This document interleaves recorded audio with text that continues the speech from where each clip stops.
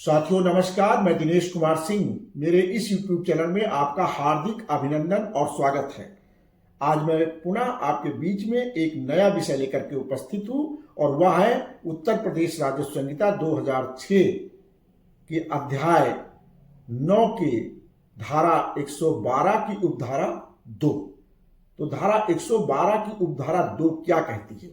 धारा 112 की उपधारा 2 कहती है कि अगर कोई दो या दो से अधिक सहखातेदार हैं और एक ही भूमि है, उनके पास धृत है, तो उस भूमि में जो दो या दो से अधिक सहखातेदार हैं, अगर किसी एक की मृत्यु हो जाती है और वह जो सहखातेदार जिसकी मृत्यु हुई है उसके धारा 108 लगाए 110 तक कोई भी उत्तराधिकारी नहीं है, अर्थात बिना कोई वैध उत्तराधिकारी छोड़े उसकी मृत्यु हुई है, तो साधारणतया धारा 115 के नियम ऐसे मामलों में लागू हो जाते हैं कि जो अगर कोई वारिस नहीं है तो उसकी भूमि गांव पंचायत में निहित हो जाए। लेकिन इस धारा 112 की उपधारा 2 में स्पष्ट प्रावधान किए गए हैं कि वह जमीन जो है गांव पंचायत में निहित नहीं होगी, बल्कि उस सहखातेदार की जो डेथ हुई है उसकी जो भूमि है, जो बचे हुए सहखातेदार हैं, उसमें बराबर बराबर वितरित हो जाएगी।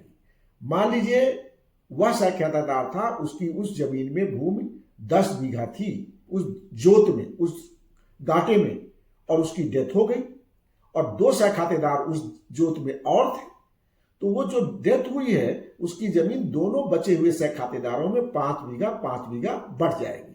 मान लीजिए एक ही सहखातेदार होता तो जो मृत खातेदार है उसकी सारी बची जमीन, जो बचा हुआ एक सहखातेदार है उसको 10 की 10 बीघा मिल जाती।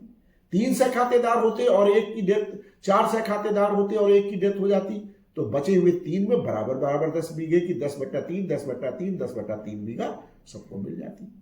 तो यह उत्तराधिकार का नियम है जो सहखातेदारों पर लागू होता है। बड़ा स्पष्ट प्राविधान है कि बिना वारिस छोड़े अगर कोई भूमि किसी खातेदार की है धृत सहखातेदारी में, तो वह भूमि 115 में जब्त ना हो करके बचे हुए सहखातेदारों में बराबर बराबर अंश में विभाजित हो जाएगी, वितरित हो जाएगी।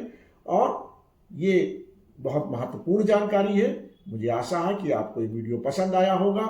मेरा ये चैनल अब तक सब्सक्राइब ना किया हो तो अनुरोध है कि सब्सक्राइब कर लें, वीडियोस को शेयर करते रहें, जिससे ज़्यादा से ज़्यादा लोगों को इन सब कानूनों की जानकारी हो, क्योंकि उत्तर प्रदेश में 80% से ज़्यादा लोग जमीनों से जुड़े हुए हैं। उनको नियम कानून जब मालूम होंगे तो विवाद कम होंगे। बहुत बहुत धन्यवाद।